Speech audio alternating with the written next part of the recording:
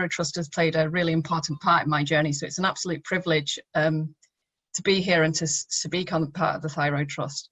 And I really appreciate, I'm so grateful to everybody for giving up your time on a Saturday. And especially we've just been saying, sun's come out up here. So thank you very much. It's lovely to see you all.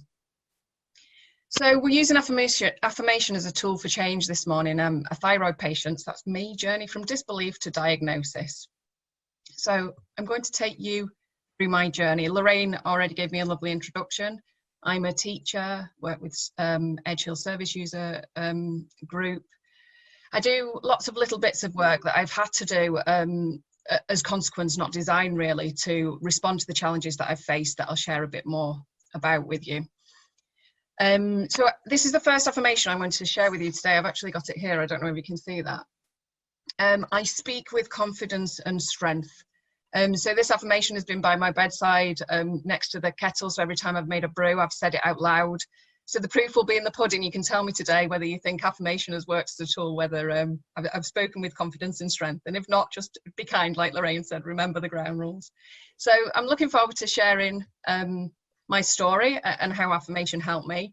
First, as Lorraine said, I want to get you woken up on a Saturday morning. You don't have to say anything yet, but just have a little think about this activity. We'll follow it through later at the end. But I want you to think about this without any preconceptions or ideas of what the talk will be about, really.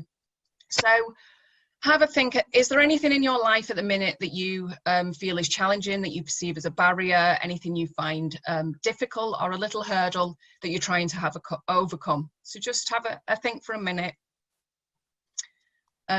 Maybe write it down if you want to. If not, just pop it away in the back of your mind. Anything that you perceive as a challenge. And we'll come back to it later. So just center you in this talk. It's so important. This is my journey, but this also has to be about you. So today I hope to share my experiences highlighting the challenges and barriers I faced in getting care for a condition called postpartum thyroiditis. I've realized the power of stories, other people's stories I've read, and they've prevented me feeling lonely and isolated. They've also been a real good source of information. So I now like to use my story, and I hope it can help others in the same way I benefited from people's stories. I want to explain how affirmation helped me, how it came about, and how hopefully you can use this tool. So hopefully you can take away a couple of ideas that might or might not help you in your journeys. And what I really would like to do is encourage or inspire us all to create another narrative, to work together to inspire change for not only ourselves, but perhaps other people and thyroid patients. So they're the three things I'd love to talk to you about today. So firstly, I can't talk to you about affirmation cards until I've shared my experiences highlighting the challenges and barriers I faced. So at this point, I'm going to make an apology. I'm just flicking onto my notes here. It's a very long, detailed journey. So I don't usually like to use notes in a presentation, but it's for your own good, believe me. I don't want to end up down a rabbit hole about one specific appointment that caused a lot of stress. I really want to make sure I articulate my journey in a useful way to you, but so that you also understand the convoluted nature of it, the difficulties that we faced. So in July 2017, I gave birth to my little girl. It makes me smile. The words unremarkable delivery have been used a lot. So I'm sure no birth is unremarkable, but it was fairly standard, straightforward. And it was a real joy having a new baby in our lives. I clicked into the role of mum much better than I thought. I was always a bit nervous about a few things, but it just happened. I was breastfeeding, clicked into a bit of a rhythm with that after getting over the hurdles. And I remember going to yoga classes, walking, and I don't say this to gloat or to, but I think it's a real important part of the journey to highlight the transition that happened and how it happened so quickly. So I went from really well, comfortable, confident and happy to really quite unwell in the space of about 5 days. So I remember having, I'd studied whilst I was pregnant, having a glass of Prosecco after the baby was in bed and saying, yeah, we've got this, you know, we're getting a bit more sleep, we can maybe enjoy it and really look forward. By Thursday that week, unfortunately, it was even that evening, I'd not slept all week properly. And when I say not slept, I'd had about an hour or two of sleep a night. And it was becoming quite distressing. Every time I went to bed, I was strategizing and thinking about how I would get to sleep, and constantly thinking about it through the day. So I ended up a Friday that week. So that's how quickly the change happened at my GP's. It was actually for my daughter's injection appointment, but I ended up in tears, sobbing. I couldn't sleep. I didn't know what was wrong with me, and I needed some help to just sleep. I remember saying, I need to sleep. I just need an hour's sleep. So the doctor was called and spoke to me in a corridor, and quite quickly issued antidepressants. And postnatal depression and anxiety was mentioned. Now, I didn't think much of it at the time. It was quite a rushed meeting, and I took the medication and went away from that appointment. I didn't take it straight away. I started looking into avenues. You know, did I need a counsellor? I was given numbers to contact. And I remember even at this point having to be quite proactive in accessing or finding the care that I needed. So I didn't take the antidepressants. I took a breath, but my symptoms gradually got worse and worse. So I began the course of medication, but just feeling like I didn't know what else to do, really. And then my symptoms became much more explosive. I was pacing, I had heart palpitations. I had this feeling of viewing or watching my own thoughts, like I was sat outside my brain, watching my thoughts happen and constantly checking in with them. Are you watching your thoughts? What are you doing now? And everything was going really fast. But by this point, I wasn't sleeping at all. So I also had no respite from it. And this became so difficult that the feelings to distract myself, I had this intense need to, and did, bang my head against walls, ran out in the road. It was really quite distressing. And in the context of not knowing what was happening to me, was traumatic. So I ended up at the doctor's again. And I remember actually screaming in the waiting room and saying, this isn't mental health. There's something happening to my body. So was ushered off to the staff room, and again, the process that was followed, I was referred to mental health crisis team at A&E. So we quickly went right down there, desperate for some help, and I was assessed. I remember thinking I was in a room with no windows. It felt a bit like a prison cell, that this perhaps wasn't conducive environment to be in for people in such distress. I was assessed with a piece of paper is how I felt. Because I was in such dire straits, I found it difficult to articulate that transition and change. The psychiatrist popped in and said he'd seen hundreds of women like me before and prescribed, again, there was no firm, I felt at the time, diagnosis of psychosis, but prescribed medication for psychosis and other medications to support me. So it was quite traumatic and scary to be in that position and not know what was happening. So in order to take this new course of medication, I had to have my bloods taken and an ECG. So we left the room. My daughter in that week had to go from breast to bottle without much support. I had my own little emergency service team, my mum, my dad and my partner, which I feel ever so blessed to have. And we were always at that point looking for the next appointment. So in a week I would be starting, this was with a view to starting the medication because I didn't know what else to do. When we got to the hospital, my symptoms had settled ever so slightly. There was another conversation. I expressed my concerns with taking medication. I wasn't sure that this is what I needed. And so they said, well, maybe we won't. And I asked for the blood results, but they weren't available at the hospital where they'd been taken. So knowing I needed to see these results, I then went to my GPs and had to go through a few other hurdles, and we really struggled to find them that day. And that was the first point I remember feeling surprised that the work I had to do, the battle that I had to go on to get the information that I felt I needed. And when we got the results back, they showed that I had an overactive thyroid. Well, the relief was immeasurable. I had an overactive thyroid. I was prescribed the relevant medication, and an appointment was made with a consultant endocrinologist. So I was sent away to wait, and the appointment would be in a couple of months' time. That timescale really scared me at the point at that time, because I was still feeling in ebbs and flows, really quite terrible. But I waited and again looked to that next appointment. Just got to get to this appointment, and in the meantime, during that space, I was still under the care of mental health crisis teams, and people would visit my house and ask things like if I had a lavender bath, and others were really understanding. They really felt I just needed to see an endocrinologist, that actually they felt a bit powerless and quite upset for me that they couldn't do anything about that. So over those 2 months, the extreme presentation of symptoms carried on, and we worked together. And when I got to the appointment with the endocrinologist, really not excited, but really hopeful that I was going to get some support and understanding. Again, it was another very quick appointment. And in that appointment, I was diagnosed with Graves' disease, which is an overactive thyroid. Again, at the end, Lorraine can talk through any of these details and make sure I'm explaining this correctly. I tried to explain that I just had a baby, and we'd read, Mum and I, about thyroids after birth, and we'd read a little bit about postpartum thyroiditis. So I said, could it be postpartum thyroiditis? I've just had a baby, but the fact I'd had a baby was dismissed as irrelevant.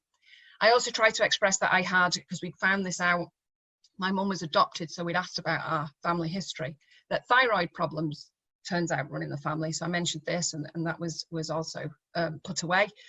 And I was instructed to take the medication for an overactive thyroid, straight away the day afterwards. So I went away. But over the last couple of weeks, my symptoms had settled quite a lot. This diagnosis was given to me based on bloods that had been taken weeks prior. I was feeling very different. I tried to explain this at the appointment, and I just wanted a bit of reassurance. So again, I went back to my GPs and asked for my bloods to be retested before I took the medication. It turned out then that my thyroid function was normal. So I'd been overactive for about 5 or 6 weeks. My thyroid function had returned to normal. And in reading then a bit more about postpartum thyroiditis, we found out that with postpartum thyroiditis, your thyroid begins overactive, then returns to normal, and some people, that's the end of it, it's done, or it can become underactive. So we had this information. I was now normal. I just sat a bit and waited. I had no diagnosis at this point. And then lo and behold, a few weeks later, my thyroid function, I went back for another test because I began to feel achy, tired, sluggish, maudlin, depressed, so sad I couldn't think straight. I went to the doctors, had another thyroid function check, and my thyroid function was now underactive. So it was that point, at this stage in my condition, that I was diagnosed. The doctor said, I think we can safely say this is postpartum thyroiditis. I was referred again to another endocrinologist, placed on thyroxine. That's the medication you take to replace the hormones your body should be making, and waited again for another appointment with the endocrinologist. So I began taking the thyroxine. I felt better within a couple of weeks, and then much better within the 6 weeks. And then at the endocrinologist appointment, about 8 weeks in, was asked that I stop taking this medication so that they could check my thyroid function. So they could check whether it was the medication that showed my results normal, or whether actually my thyroid had rectified itself and gone back to normal. So with trepidation, but still at this point a level of trust, I came off the medication. And 6 weeks later, because that's how long it took to exit my body, I was tested, feeling really unwell again. All my symptoms had reappeared. I just wasn't functioning. So when I got back to the doctors, I was so surprised to hear that my thyroid function check, my TSH, the thyroid stimulating hormone, is the measure that they used, was within the normal range. And this again was the end of the road. I'm sorry, you're unwell, you need to go and see a counsellor. I was finding through this period that that initial diagnosis of postnatal mental health and anxiety was such a barrier to me receiving any kind of care. People could not look past that. The diagnosis has never been viewed, I don't think, as a misdiagnosis. People have referred to that and asked about that.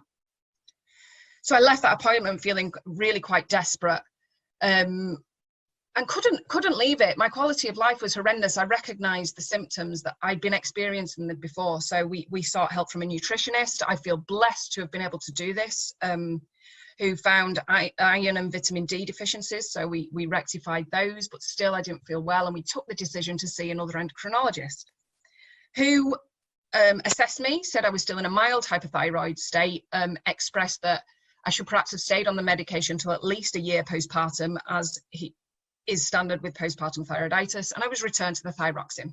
Again, I began to feel better and had a couple of months of feeling almost like myself. So at 12, 14 months postpartum,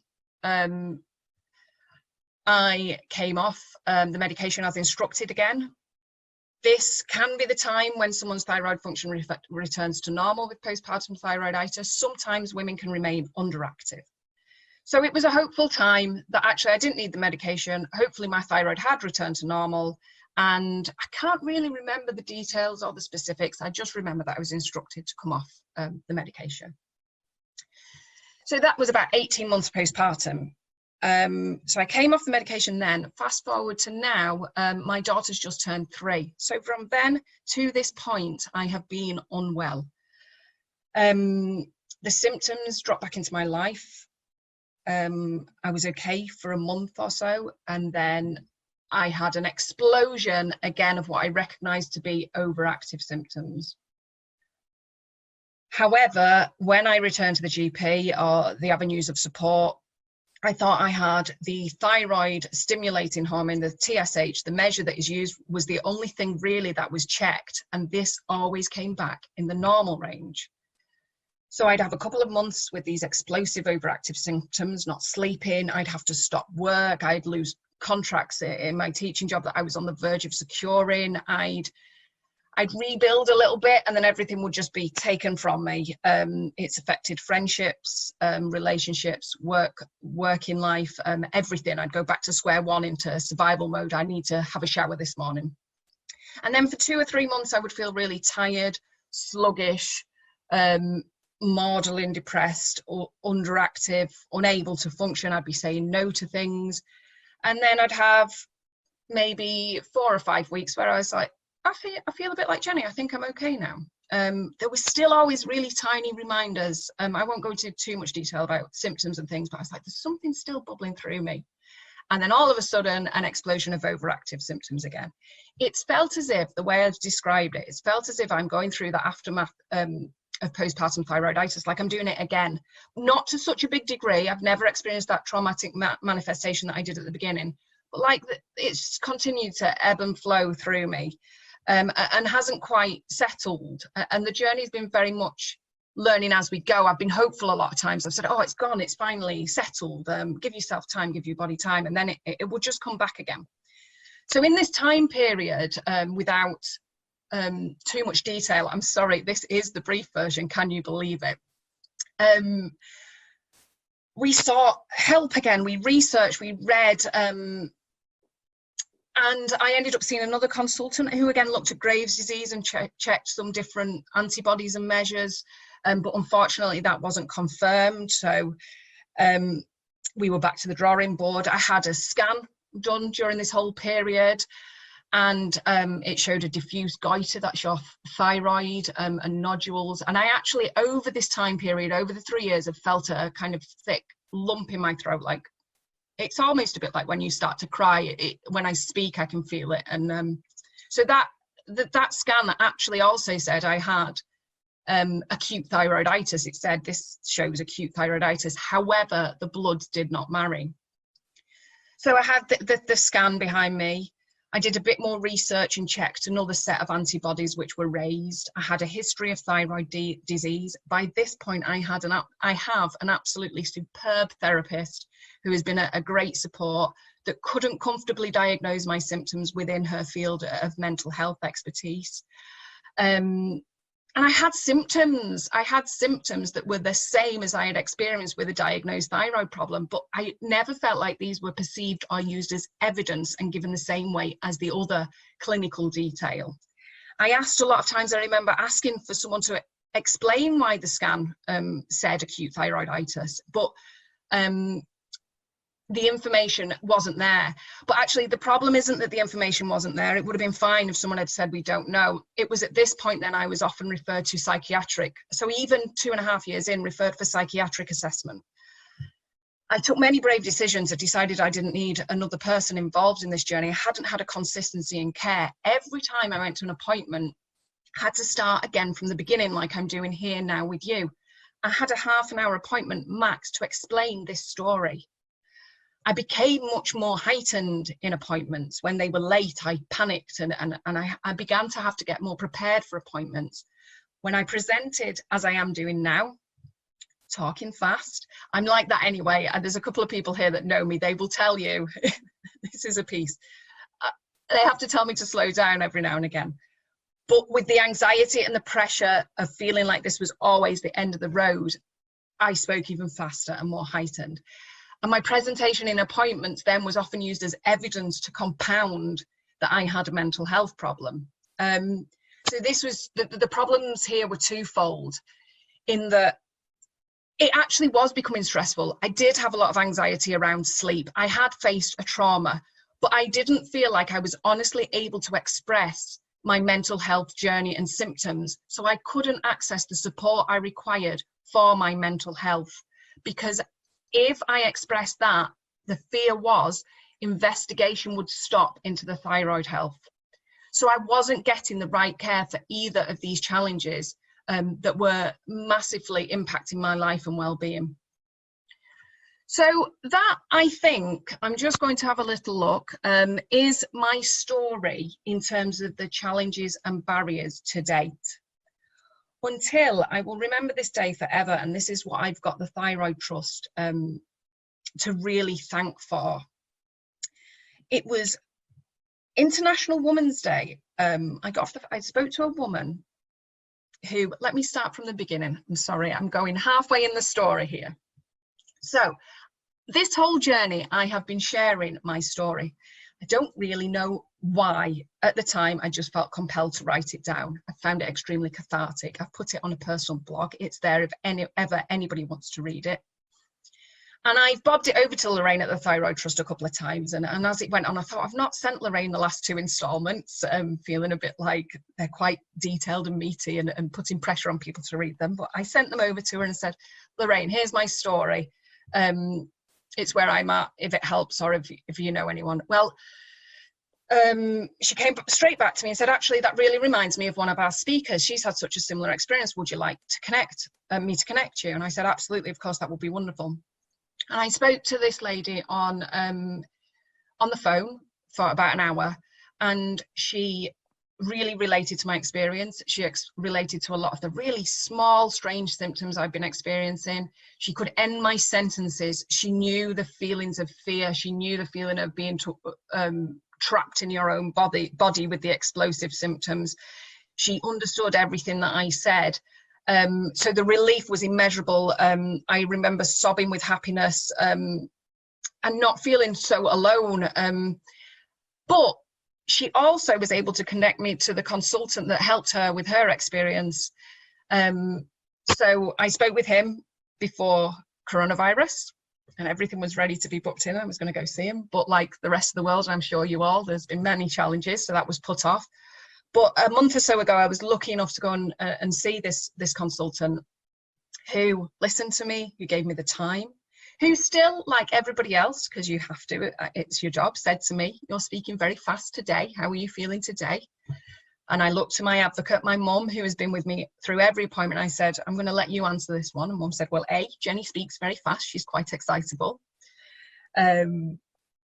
B, yeah, I think she is feeling a bit unwell today, and I noticed it more when she's not right, not well. But C, actually, and I think the main thing is that when we get to these appointments, there's such a pressure on it that we're both getting more and more anxious as and when we come. And the time and the worry about not being supported, actually, that's why Jenny's speaking fast. And he said, he leaned back in his chair and he said, well, don't worry, we've got all afternoon if you want. So again, we got this real natural, honest consultation where I was able to give a true representation of my symptoms, of how I'd experienced them. And it was only then that I was able to give that true representation that I've been able to access the care that I need. So it's been confirmed I have an ongoing thyroiditis and thyroid problem. What was lovely, I think, that I keep with me, and is what I've thought all along, but to hear it from a professional makes such a difference. There's black and there's white, and there's a whole shade of grey in the middle. So if we look at black as an overactive and white as an underactive, and a whole shade of grey in the middle. And unfortunately, you sat in that grey area, which would be me. I just thought, yeah, we're human bodies, we're individuals, everything is unique and different. So this is where we're at right now. I'm still unwell. I think you might have noticed the disclaimer on my the event that if I have an off day, I'd have to cancel. I've learned to look after myself. And I'm not unwell all the time, actually. I think we're making strides towards good health. But do you know what? Having someone medically there to support you, I've now been in a follow-up consultation with this gentleman, which is unheard of. And that follow-up has taken away a lot of anxiety and worry about being abandoned and alone. Having the medical support is life-changing. Having a bad day now and knowing that there's a label, that the support is utterly, it's just life-changing. It makes everything different. It makes everything easier. So they are my experiences with postpartum thyroiditis. I hope the journey came across clearly. It has been extremely detailed, and there's been lots of minutiae woven into that I'm sure you all know from your own personal lives, but they are the key events to what's brought me to speaking at the Thyroid Trust today. So I know my body is one of my affirmations. And it's that I've had to tell myself all the way through this experience that I've just shared to you. I know my body. I know my symptoms. I've doubted myself many times, but this affirmation is what I've held very close to me this last nearly 3 years. So just to check now, I thought another audience engagement piece to make sure I've not bored you all to sleep. I wonder whether any of you could hazard a guess as to how many women face postpartum thyroiditis, to what the statistic might be. I don't know whether if you just type them in the box,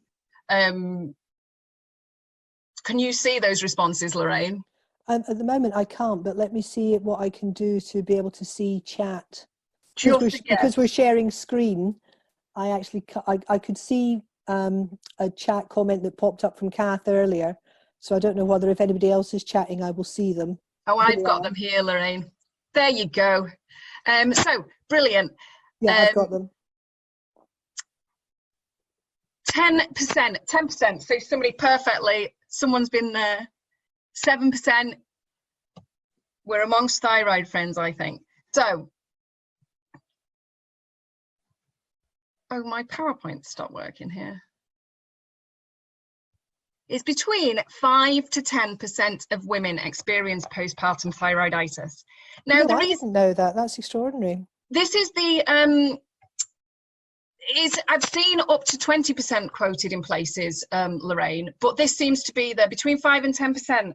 But the question I've got here, the reason I wanted to bring this start to the table is, I have been told my presentation was extreme. Often the overactive phase goes unnoticed. So if my extreme condition faced such challenges getting diagnosed, if my extreme condition that was really in with the timescales, a real obvious presentation, didn't get a diagnosis or management or support in the way it should have, how many women, I wonder, have the overactive phase go unnoticed, perhaps experience the underactive and the thyroid comes back to normal without a diagnosis? I don't know. I'm not a medical professional, as Lorraine says. It's just caused me to wonder how many women actually do suffer postpartum thyroiditis? Is 10% a conservative number based on the cases that are diagnosed, and are a lot more women not being diagnosed? I have a family member who has been diagnosed with an underactive thyroid post-birth, so about 10 months postpartum. And it could be the case. I just wonder that even with an extreme obvious presentation, my case went undiagnosed. So it's how many women, oh there it is, I'm glad it must have woken up, between 5% of, and that's taken from the American Thyroid Association, Lorraine, so I don't know whether there's I was going to say, where's that from? Yeah. Thank there's you. a link there, so you can click it in the PowerPoint. Yeah, I did actually know that stat. I just didn't remember it in my brain because of my busy last couple of days, and my brain's not as sharp as as I like it to be. I wouldn't say as it usually is. So that's my story and background. So that was number one. I'm glad that bit is done in a way. So secondly, I'd like to explain how affirmation has helped me, and hopefully how you could use this as a tool, not even necessarily related to thyroid ill health. I use it now as a tool for lots of different things. So I came to affirmation actually before I even gave birth. I practiced hypnobirthing, and I did access a lot of the hypnobirthing techniques. I meditated, and I'd never meditated before. It actually surprised me how I took this on, and I had the affirmations stuck around the house and did use them. But I smile when I say this, because I also got had to leave a session during hypnobirthing because my partner had to tickle my arm and say positive affirmations, and it all got too much for me. I giggled like a child and left the room because I didn't want to spoil it for everybody else. So I didn't need it then. In my gut, it wasn't the right time and place for me. And I really want to make that message clear to you today. And I think Lorraine said it at the beginning, it might not be the right thing for you now, but it might be a little tool you can put in your box, and one day in life it might become useful. So the minute I hit these barriers and hurdles, I found myself quite naturally calling on those skills, the skills that were clearly there, but that I'd not perhaps used to their fullest. So that's initially how I heard and learned about affirmation. And the other reason I came to affirmation, I have to credit those outside of me, those that know me so well. My mum used to hold me on the shoulders and look in my eyes and say, "This is your thyroid. You're not well, Jenny." So people outside of me were telling me these things that I felt I needed to really start believing myself. The gratitude piece, I had my back washed in the bath on days I was the poorest, and people would dress me, sit me on the couch, and put my daughter Lena in my arms and help me practice that gratitude piece. I'm grateful for this, for these 5 minutes, for this baby. So I have family members and support, and I've a lot to thank them for. They really instilled that affirmation piece, helped me change my own mindset. So I started to write these affirmations around the house and pin them on the walls and say them out loud and walk them down and say them. And over time now, I think I found the journey very frustrating, and I feel angry, and this is how I've channeled my anger. I've wondered whether these affirmations that I wrote down that helped me change my mindset would help other people. So then I created affirmation cards, and I've tried to make them I want them to say, I really understand what you're going through. If someone had sent me this box, I'd have gone, oh, I'm not alone, someone gets it. But I also want them to give you the space to create your own narratives, because this is not about me, it's about you, your journeys, and everybody is so individual and unique. So that's how affirmation cards came about, and how I came to them. I think it's really important to note here why I needed them, and this is there's two parts to this. My thyroid function, when it's not well, really affects my brain, my headspace, how I perceive things, my emotions and feelings. So on the days my thyroid was in charge of my head, I had to really see past that and get to the reality. I'd have a week where I'd be, this is the end of everything, I can't get through it. And then the week later, I'd be absolutely fine. So I had to remember that week later, past all the chemicals and all the illness, and really connect to that part of me to see through that wall. Also, the institution was telling me it was all in my head. The institute, in so many words, the institution was telling me I didn't have a thyroid problem. The clinical detail, the blood's written science was telling me I didn't have a thyroid problem. So I also had to ground myself and think past that, change my mindset to believe in myself and know, actually, I know my body better than anybody. So they're the two reasons affirmation has helped me. And actually, it really has helped me to overcome these two hurdles.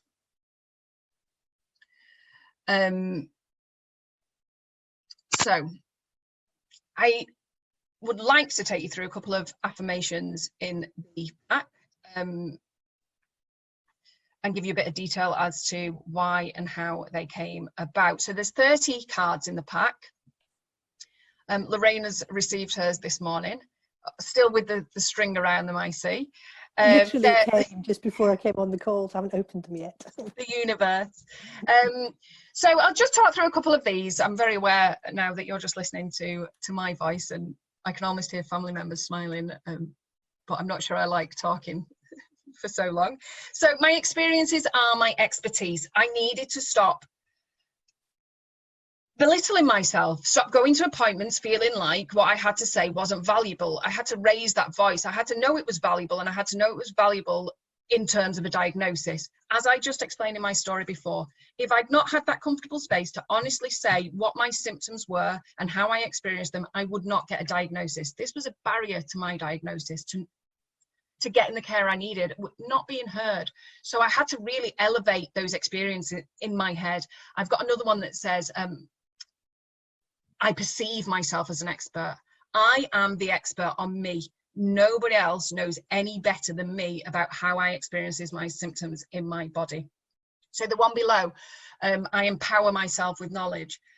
I really hope this has come through in the story. It was one of the things that I've really noticed is how much learning I've had to do, how much reading I've had to do, how privileged I feel to have that, to have been able to do that.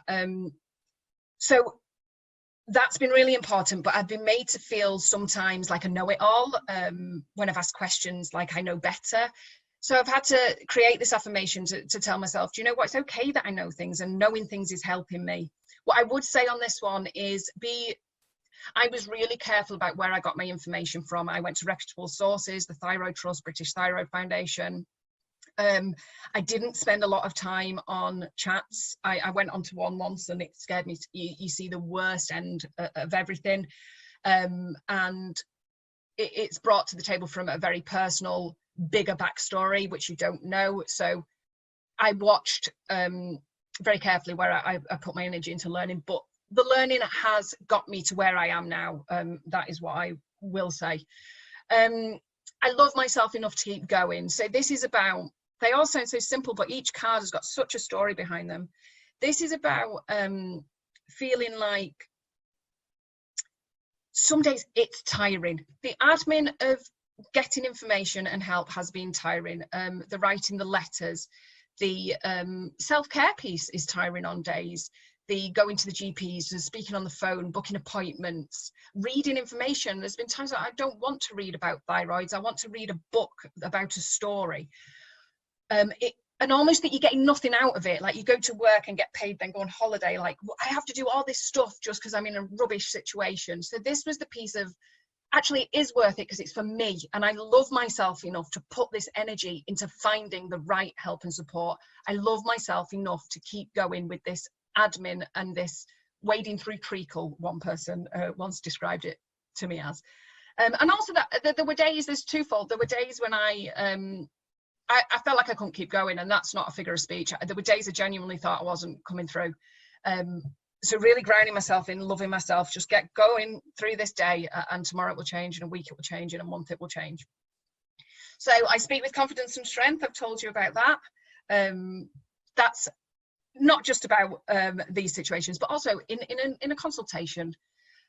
It links well to the next one. I deserve help and support. I've had people look at their watches and say, I've other patients to see, Jenny, you know, actually I haven't got the time for you today. Or I've sat in waiting rooms like a fraud, like I'm taking valuable time from other people that have more or bigger problems. And I think in the forum of thyroid health and thyroid illness, I've recognized that there's a lot of, all of a sudden, I talked about this with Lorraine the other day, oh, my friend's got one of those, she just takes a bit of this and it's sorted. Or, and And it can be simple and straightforward, and you can get the support, but without the support, the journey felt very difficult, and it's actually been horrendous.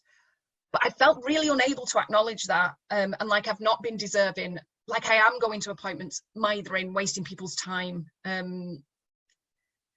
So I really have had to, this is not a piece on, you know, promoting a product. These are things that they really have, I've had to shift my mindset using these things that I say to myself, and I've said them to myself out loud. And then the last one, I am kind to myself. I think we could all be kinder to ourselves. But this is about without a diagnosis and having a really bad day. You know, I was a rubbish mum. I've not even washed up today. And it is all maybe it is just me. Maybe I'm just lazy. And I've had some really unkind conversations with myself. And again, I've got supportive friends and family that have told me, look, Jenny, you're poorly. Will you acknowledge that you're poorly? I don't care what the profession's saying right now. I can see that you're poorly. Just lie down.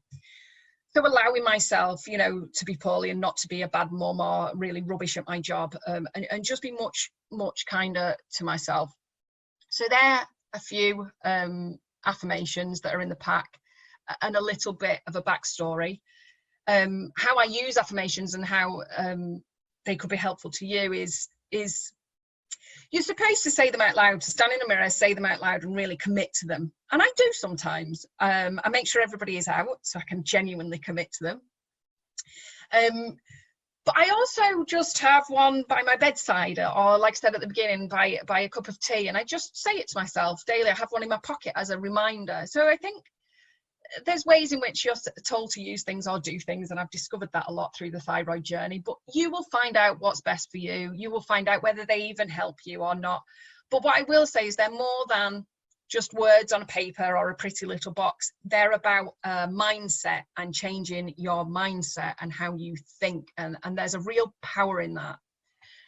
So I read this the other day in a book, and I thought, oh, how beautiful with this talk coming up. It's by Gandhi. Your beliefs become your thoughts become your words become your actions become your habits become your values, and your values become your destiny. So here we've got affirmations. So from belief, there's your destiny. From my belief that I will get well, I've made it to diagnosis. And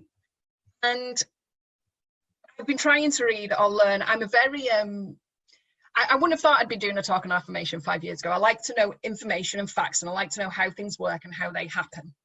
So I've been doing a bit of reading, and it's a book called Biology of Belief that I've been reading. And I read this quote from it the other day. Researchers confirm that brain cells translate the mind's perceptions, beliefs of the world into complementary and unique chemical profiles that, when secreted into the blood, control the fate of the body's 50 trillion cells.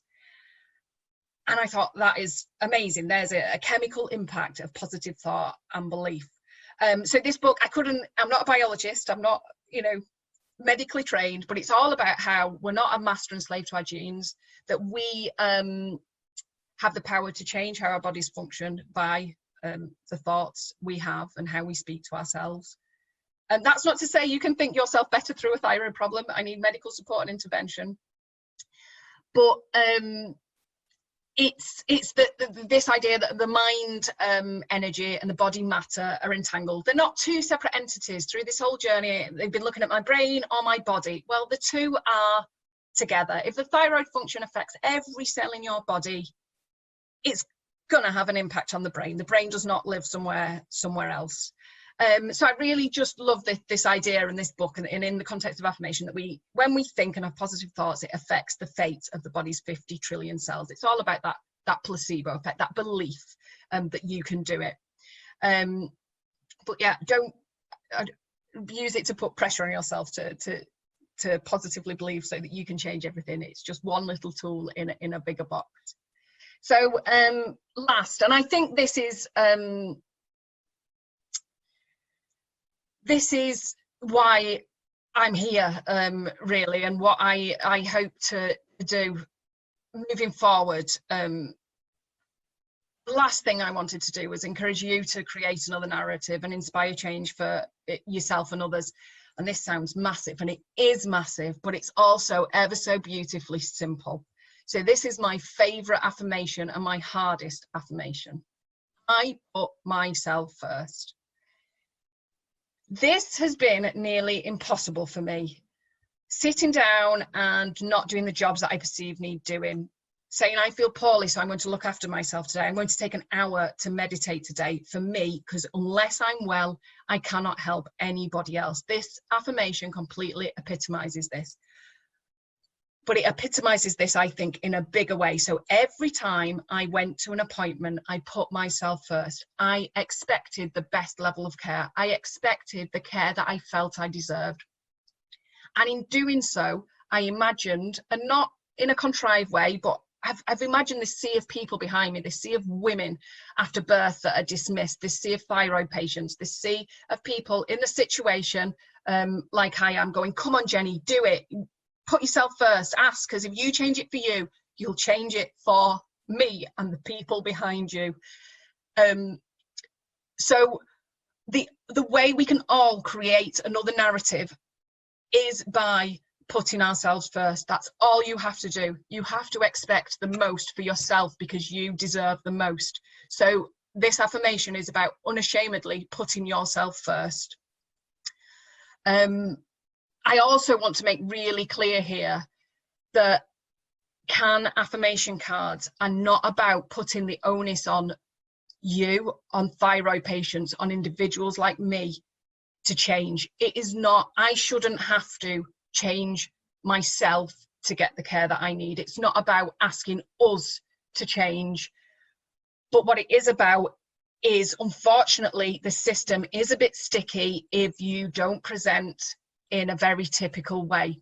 It's about supporting those people in that situation and about hopefully creating change for that individual, for others. I hope that CAN cards are a little hug in a box, but I also hope for something much bigger. I hope for them to bring people together to fight for change. I want to use that word, to fight, to battle, and to instigate change for other people, but for yourselves first. Expect the best quality of life and put yourself first, and you'll change the world for everybody else. I've come to say, I said to someone the other day, and I thought, yeah, I've learned this again over 3 years. You don't fight the system by fighting the system. I've gone down that route and filled in complaints forms because there were no avenues, because I wanted to feedback, because I wanted other people to not go through what I've been through. And that it was a process of box ticking and bureaucracy, and actually it really harmed me. It really made me feel worthless and upset. I thought, right, hang on, I can't not fight this because I want things to be better. I'm a bit driven like that. How else can I change this? How can I make a difference? And CAN affirmation cards it is one of the avenues that I've decided to invest my energies into, that I think can make a difference, that leaves that system be, but also hopefully changes it from a different perspective. So put yourselves first is one of my favorite affirmations. And there's only a couple more now, I promise.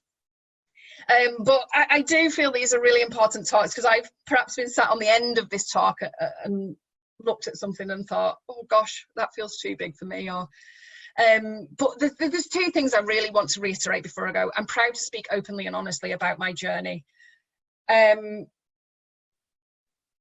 I hope you can understand from listening to this talk. I know it's just a talk, and I've tried to put my emotion and information into it. But this affirmation got me diagnosis. This affirmation got me medical support. I was made to feel like I shouldn't speak out. I was made to feel like it was almost wrong or naughty, like I was creating trouble. The NHS is a wonderful institution, but if you have a bad experience with it, it's really bad. You're not grateful. I really felt unable to share my story. So I had to use this affirmation to tell myself it was okay to share my story, that I am proud to share my story, and that my story will help others. I've read other stories that have saved my life. So that's why I share my story. But this affirmation is what led me to writing it down in a blog, sending it to the Thyroid Trust, to Lorraine, and getting then connected with a consultant who gave me a diagnosis and is supporting me. So this affirmation, share your stories. This is what the call to action is here for you guys. Tell your stories, no matter how big, how small, value them, and the world will help. People will help. Hopefully you get what you need. And this is my last one. I allow myself to feel fed up, grumpy and frustrated. I've actually held back on this one. I should have used the word angry. It's okay to feel fed up, grumpy and frustrated. There's a lot of the gratitude piece is big at the minute. There's a lot of positivity out there.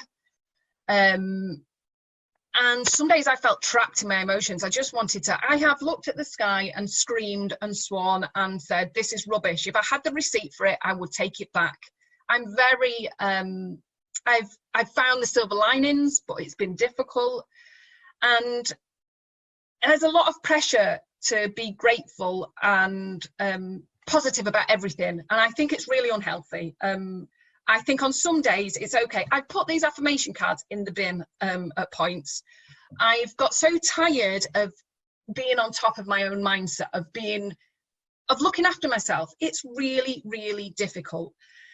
And then listening to how it's very easy for me to sit here now in a position where I feel supported and say, oh, I did ABC, I've created these affirmation cards, and I was positive about it. And I just told my mind to, but I have also had the days where I've given up, I've lay in bed and I've gone, this is not fair. So allow yourself to do that. I allow myself to do that. And I'd finished this talk without this slide in it.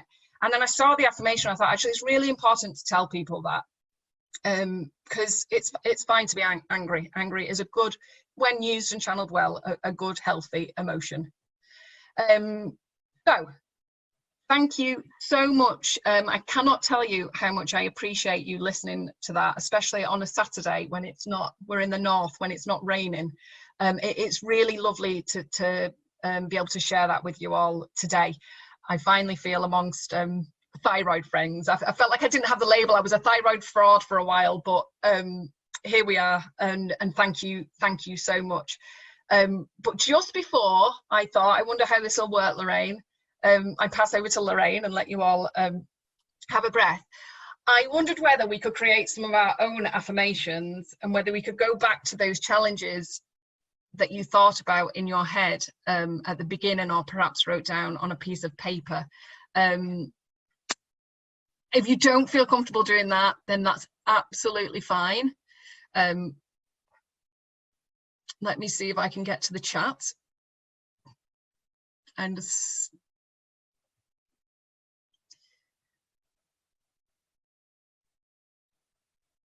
anybody comfortable? Maybe we can do it afterwards. It's a very big thing to ask you to share your challenges in a public chat group. I did one with my sister the other day. She was she's looking for work, so I think value her skills. So we worked together and we started with I on my. So hers was about confidence. So I have confidence in my skills and abilities. You always write in the present and add emotion to them. And that's it, really. Hopefully it's something that you can take away and use, and if not, it might not be the right time, but you might be able to call upon it later. So thank you ever so much for listening. That was amazing, Jenny. Thank you so much. You speak very well. And I saw some comments popping up from people as oh, look, people are clapping with little chat icons. I love that. Yeah, let's just unmute everybody and give you a round of applause if I can work out how to do that. Oh, I've been drawing on. Can you see? Can everybody see the? I've been drawing on my slideshow and I don't know how. Oh, I saw those little lines appearing and I didn't know how you were doing that. No, I don't either, Lorraine. Well, you know what we could do? We could stop sharing screens now and we can see everybody's lovely faces. Oh, that'd be better. Look at your scribbles; they're great. I've put the details up there, Lorraine, if anybody wants to. Oh yeah, hang on. Share a contact before we take it off. Yeah, absolutely. if anybody wants to, I don't use it loads, but I would like to create a bit of a like can talk, you know, movement. Let's us all start talking. But so if anybody has got any tweets, I've put the hashtag can talk up there. But yeah, if not, they're my details. If anybody wants to get in touch, I'm always happy to say hello to people, Lorraine. Well, let me also add to that on the contact details bit. So Jenny's talked about her cards, and I've waved around this little pack. So I know, Jenny, you're not selling these for a profit, are you? They've obviously cost a little bit of money to produce, the little boxes and the physical cards. And I know you were lucky enough to benefit from some crowdfunding to cover some of the costs to get some initial packs printed, which was really entrepreneurial, and I love that. So just to say to people that you can get copies of these cards from Jenny's website. You can also get them via the Thyroid Trust website. So if you go to our website, there's a section called Fun Stuff. And under Fun Stuff, we have the Create Another Narrative affirmation cards. And there's links there to 2 places on Jenny's website. One place where you can download copies of the cards. And if you want to make a little donation to the Thyroid Trust when you do that, you can, but you don't have to. Obviously, we'd be thrilled if you did, but it's the important thing is that you can access the cards if you'd like to. And then also there's a link where you can go onto the shop on Jenny's blog, where if you want to, you can actually order the physical box, which, as I say, has just arrived in my letterbox this morning. And it comes wrapped in string, and it's really gorgeous. I'm just opening it now. And it's got these nice little cards inside, which are like little business card quality with individual narratives on them, and there's some blank ones in there as well, isn't there, Jenny? So people can use the affirmations that you've already created, but they can also create their own on the pack. And I think, am I right in thinking, Jenny, that those are £14 cost price, but if people want to make a donation of £2, they can also do that at the same time as ordering them from you? It's £14 with the donation, so that was it's with a £2 donation, and it should be £12 now. The cost price is a little bit more online because they charge to sell and then the postage. So I can sell them in a shop here for £10, but there's an extra couple of pound on online. But they can be, like you said, they can be downloaded for free. This is absolutely about, this is going to be now my voluntary work for however long. It's just about, I really felt so isolated and alone, and anything I can do to support other people to feel that less is what I want to do. Yeah, so no, it's really lovely. I'm going to stop the screen sharing so we can all see each other. Perfect. And I'm now going to, I can unmute all. So Jenny, I think you deserve a round of applause if anybody else wants to join me in clapping. That was a great talk. Couple of things that just wanted to sort of comment on before we open up to questions, and I can see some lovely thanks and comments coming in from people on the chat that you can probably see. I mean, there's so much there. I love that you finished by saying it's all right to be angry, because you know you've had a bloody rotten time, and I think, you know, very often when people come to Thyroid Trust events or when they get involved with other thyroid patient groups, you know, they can feel really angry and really frustrated because, you know, you don't tend to look for help with this condition unless you have had a difficult time with it. And I think all of us, you know, deserve to have our feelings and our frustrations acknowledged, and that is really important, and that's really valid. And I think somebody commented as we were going through in the chat, they said, you know, lots of professionals have never heard of postpartum thyroiditis, and I think that's true, and that's not good enough. And one of the things that needs to happen is, you know, the good doctor that you finally ended up with, there need to be more really good thyroid specialists. So all of the, you know, awareness raising work that we do, and, you know, sharing patient stories in the public domain, not just in sort of, you know, sort of closed meetings like this, I think all of that helps to sort of raise the profile and raise awareness of, you know, those thyroid patients who are not easy to treat and who do need more skill and expertise involved in restoring their well-being. I think that's really important.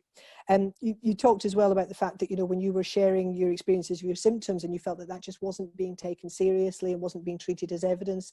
And, you know, one of the successes that we've had early on as the Thyroid Trust, as a very new charity, is we've actually been able to get the new NICE guidelines to say explicitly that, you know, thyroid disorder should not be treated purely on what the blood test results say, that they should be read in conjunction with the thyroid symptoms, and that the patient experience is important and should be listened to. So that's really, really important. And obviously, you know, we know there are some fantastic doctors out there who are doing that now, and there are some doctors who maybe, you know, haven't had the experience of treating hard to treat patients before, so they don't realize how important that is. So we all need to use our voices raised up in a positive way to change that and make that more the norm. And I think we can, I think we will, and we are doing already. I really liked what you said, and I thought it really resonated for me when you said you choose where you put your energy in terms of where you get information about your thyroid condition, and sticking to, you know, reputable sources of information, because there's a lot of misinformation out there, and it can be very easy to go down a sort of a dark tunnel where, you know, information that's being shared isn't necessarily reliable, and we have all got limited energy. So personally, that's something that I do as well, and I really would encourage everyone. I think it's quite important. Yeah, and also, you know, you shared your story very, very eloquently. It was very beneficial, I think, to hear all of that detail at the end, because it made it very real, very concrete. And the fact that we've been able to video this event and this can be shared, I'm sure we'll get some medical professionals watching this as well, and it will be educational for them just as much as it was for everyone who's here today. One of the things that we've done as the Thyroid Trust is we've started collecting patient stories in a very systematic way, so that we're developing a registry of thyroid patient stories, where you know, we've got people's permissions to share anonymously with researchers or with clinicians who are looking to improve care. So you know, if anybody's interested in sharing their story in that way, you go to the information section of our page, of our website, you can submit your story, and you can read some summarized stories of other patients that we've got on there already. So I think that's really important. And hopefully will be very beneficial, will help us to influence the research agenda. And we've already had, you know, invitations to get involved in some research projects that unfortunately haven't had funding as yet, but I think that's something that as we grow and develop, there'll be more and more opportunities like that. And the more we can get the patient voice heard and taken seriously, the more beneficial that will be for all of us. So should we see what's in the chat and see if people have asked some specific questions? I know Kath had some questions about your whether you gave birth in hospital, and go on, I've missed it. Can you, Kath, did you give birth in a hospital? I actually, and I think this was part of the shock of it, I had one midwife throughout my pregnancy. I think, do they call it case loading case? So I had one midwife that I developed, we clicked like quite well, so I developed a really good relationship with her. She was a real advocate. I feel like this, if midwifery could take their culture forward in every other aspect of healthcare, it's the only time I felt central to my care, that you listen to your body because you know your body best. And this midwife put me onto hypnobirthing. So I think her practice was very much about listening to the patient, supporting the patient, doing what the patient needed within her field of expertise, obviously. So I'd come from that cozy little bubble of having this wonderful midwife, and I elected, because I was so confident in her, I elected for a home birth. So I was at home for, it's funny, my notes say that my giving birth took 2 hours, but that was actually only the time that I was in the hospital. I'd had a 20 hours at home. I had elected for a home birth, so the midwife came in and out, but at the end I had to go to hospital to deliver her. So yeah, I gave birth in the hospital, and then was supported by the midwife for what they say, it's 10 days after I think I was signed off for. But at that point I was really well, and I know I speak at Edgehill a bit about this sometimes. At 3 months then, the symptoms kicked off. I was desperate to contact this midwife, but still, even in the midst of such desperation, was so mindful that if everybody contacted their midwife 3 months after, you know, her work is stressful and she's got other women to care for, that whole piece of me taking up somebody else's time. And I did tell her in the end, it got that desperate, and she came around with a bunch of flowers and chocolates and chastised me for not telling her sooner. So yeah, that's my experiences before the thyroiditis with the midwife. Brilliant. And there's a lady, I think Gillian, who is either an obstetrician or midwife who says there's so many professionals who haven't heard of the condition, and she was one of them. Well, I've got a lot to thank Gillian for. She's a representative at the Edgehill University. Morning, right. I can't see you. And actually her openness and honesty, that piece I said about, you know, oh, I've never heard of it, but then going, so come in and talk about it and we'll learn about it, you know. So I feel I've really been given a platform to be able to share my story with professionals who are then mindful even before, you know. I think I often wonder, and midwives can maybe correct me, but if I'd have known that I had thyroid history in the family, whether I could have asked for my thyroid function to be checked before birth, or, you know, I think we're so far behind that proactive, you know, that's really proactive, that just checking in case because there's thyroid history. So yeah, the midwives up there are always absolutely fantastic when I go talk and share. That's good. And Raina asked a question, were there any specific physical things that happened to help doctors differentiate from the mental health diagnosis? I guess that's a lot to do with blood tests, but maybe other symptoms as well. Well, it's really hard, that, because at the time when I was misdiagnosed with the mental health challenges, there were a lot of really physical. I lost nearly 2 stone, I think, because obviously I had a bit of extra weight. That's a big physical symptom, isn't it? That's huge. Quickly, I looked gone. You know, you could see my bones. Without giving too much detail, my bowel was completely. And I don't. But then again, it was that, well, anxiety causes you to.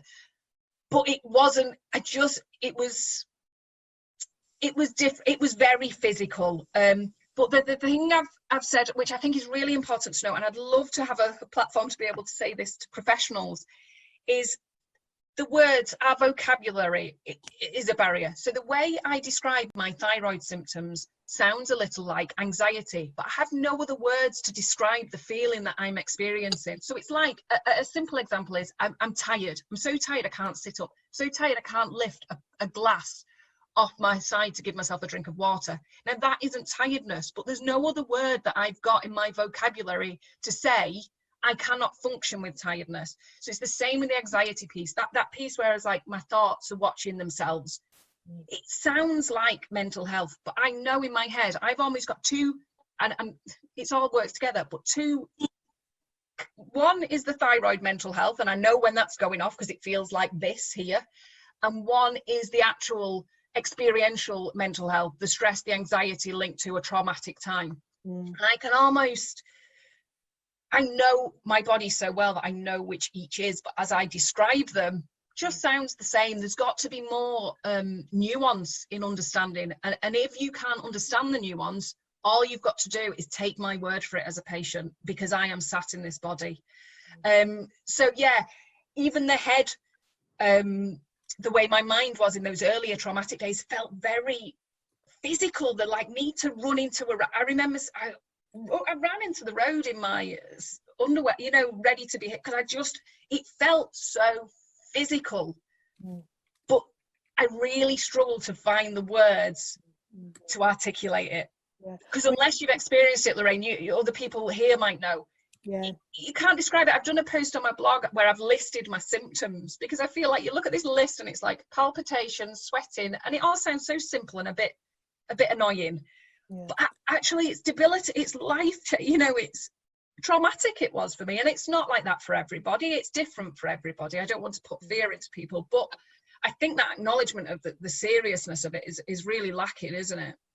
Yeah, exactly that. And I think that's something that hopefully the patient registry will help with. I mean, one of the recurring themes that patients say to us so often, and I personally can relate to, because how I felt as well when I was very unwell, and we hear it time and time and time again in the stories that the patients submit to us, is I was unable to function. And yet that inability to function is not necessarily something on the tick box, if you know, that doctors have when they're assessing. So, you know, it's that sort of developing of a shared language which is required. I'm mindful that we've got a couple of other really good questions on the chat before we wrap up. There's I think it was Kate, hang on, the questions are coming in, so I need to scroll back up. So Kate B says, I completely agree it's important to advocate for yourself and push for the best care. how do you stop yourself becoming angry with healthcare professionals when they're not listening? I worry that I'll make myself worse by just getting angry. Do you know what, and upset. Is it Kath that's asked that question? No, that's Kate B that's asked that question. Oh, but I think Kate, probably a lot of people can relate to it. I know I use those sort of mindfulness skills a lot. I'm so glad you've asked it. I'm so glad. You can't stop yourself becoming angry. You catch me on some days, and this is why I was so clear with the affirmation at the end. And I'll swear and stamp, and I've sat in cars with letters. I've gone to consultations, and again, lots of people here will probably relate to this. And they've come 2 days later when this consultant's probably forgotten my name, or you know how much it's affecting my life. And I've read these letters in the car, and it just didn't. But we're talking about in the consultation. Oh yeah, it's kind of all part of the same parcel. I don't feel like they've reflected then the consultation, and believe me, it's taken 3 years. I then would read that letter and it'd go in the bank, and I'd get a bit more angry, and the next consultation I'd be myself. I'd just go and I'd be myself. And unfortunately, what I've really had to learn, and I'm not brilliant at it, the strategies here I would say that have helped me, and they might not help you. You won't stop yourself being angry. It's really frustrating. Is plan and prepare before the meeting. I used to write things down. Don't let them take you off track. You've got your agenda. Write it down in front of you, and if they take you off track, bring them back to your agenda, because you know what you need to ask from that consultation. Take someone with you. Always take an advocate. My mum has sat by me for 3 years. I think actually it's time, bless her, I love her to bits, to change my advocate, because it emotionally impacts her. So you need someone so she will get upset now, and that's then not, I don't want to, you know, it's then not helping. So actually my partner might come next time because he can come in fresh from the beginning. So choosing your advocate is so important. Yeah, having an advocate if you can, and choosing who that person is, someone who's not too emotionally invested and has the communication skills that you know can help you. And even after learning this, I came a cropper to it the other month, and just, I thought, went to a simple, don't let your guard down in a way. It's sad, but I went to an appointment. I thought, I'm just popping in for some repeat medication. And it turned into a horrific 10 minutes. I came out and I was crying, livid with myself. I was angry. I did exactly what you've just asked about. So don't be too hard on yourself. Come away and go, you know what, that one didn't go well. Take a breath. What's my strategy from here? What do I need to do? It's really unfortunate. I almost hate that I'm given these 3 points that will help, and that we should need to do this. But unfortunately, at the minute, sometimes you do. So then that's that piece, be kind to yourself. I can understand absolutely why you get angry and upset. It's a real difficult situation to be in, but if you can find that person to go with you, do a bit of planning, and be kind to yourself when it doesn't go perfect. And I'll just add to that, I mean, I think that the being prepared piece is really, really key. As you say, if you've prepared in advance what you're going to say, you can also do some work in advance to prepare your mindset. And so that, you know, I speak powerfully when I talk to my doctor is perhaps an affirmation that you could use yourself before you go in and see your doctor.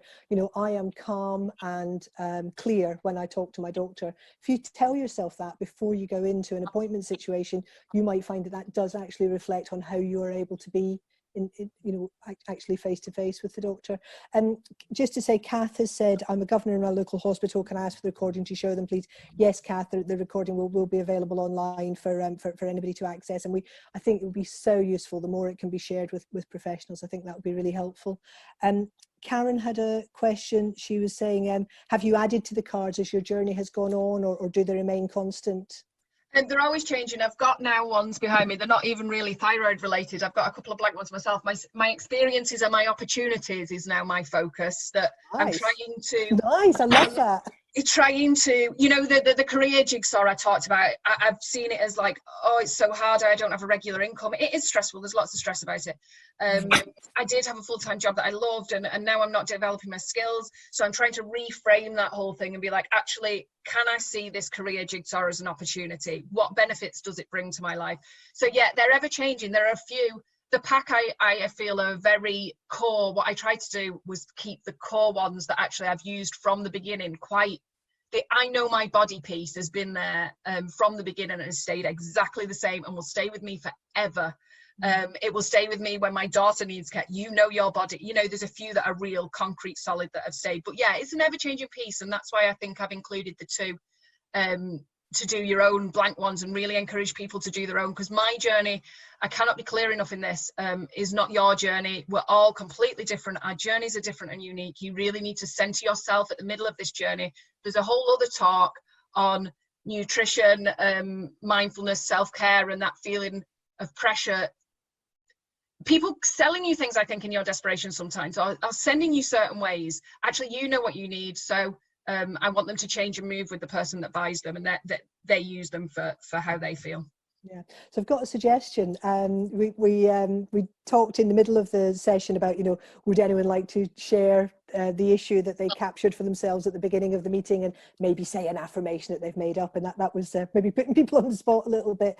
I would love it if, when people send their feedback forms, perhaps you would include in that an affirmation that you might create after this session, if you sit down and think about that process. Jenny, would you just like to reiterate, you know, what an affirmation can be? Yeah, it has to be about I.